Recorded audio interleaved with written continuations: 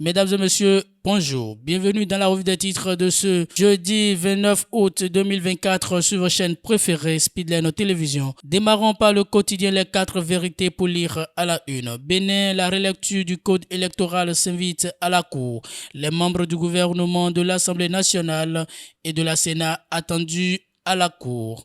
Les détails sont à lire à la page 2 de ce quotidien. À l'approche de la rentrée gouvernementale, Patrice Talon de retour des vacances, informe le quotidien.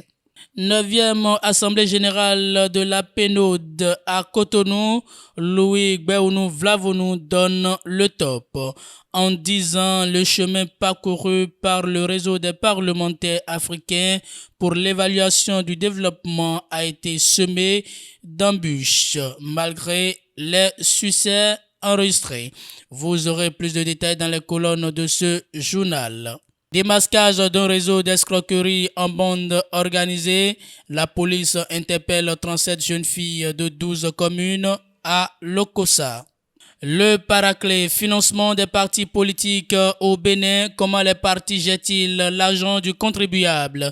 Un audit s'avère nécessaire. Depuis quelques années, le gouvernement a opté pour le financement des partis politiques au Bénin. Une volonté renforcée par la loi 2019-44 du 15 novembre 2019. Depuis lors, la concrétisation en a suivi. Ainsi, chaque parti ayant droit en jouisse. Mais il est difficile de comprendre réellement ce à quoi est destiné l'argent au sein de ces partis politiques qui en reçoivent même si la loi en a défini.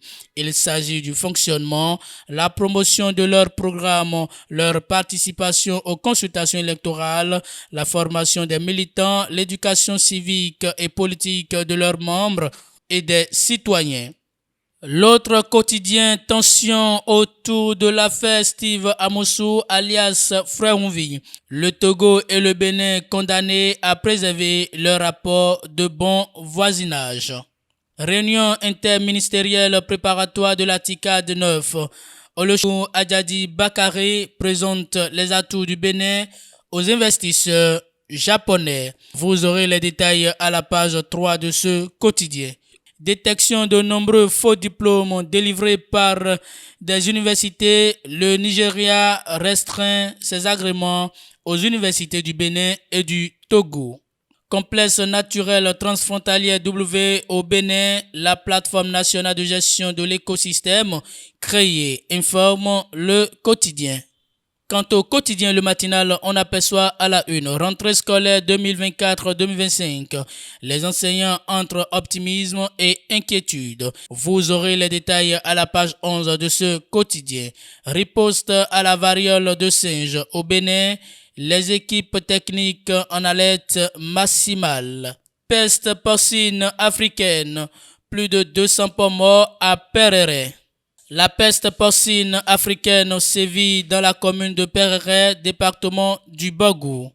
Et pour finir avec ce quotidien, après Kadiaoun, Aïdjedo, Arwangbo et Azové, le marché moderne de Glazoué opérationnel. Et c'est le quotidien Le Potentiel qui ferme la marche de ce numéro à la une. 9e Assemblée générale annuelle du réseau des parlementaires pour l'évaluation du développement APNOD.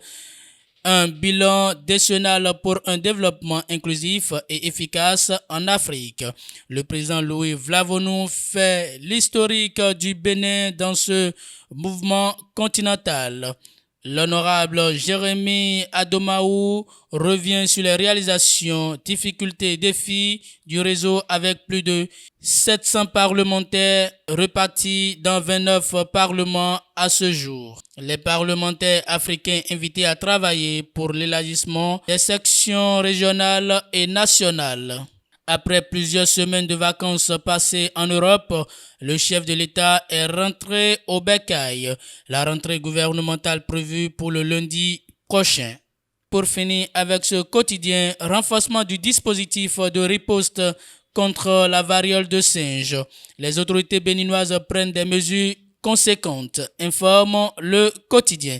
Mesdames et messieurs, et c'est tout pour la revue des titres de ce jeudi 29 août 2024 sur vos chaînes préférées, Speedline Télévision. Merci pour votre fidélité, écoute et attention. Passez une très bonne journée.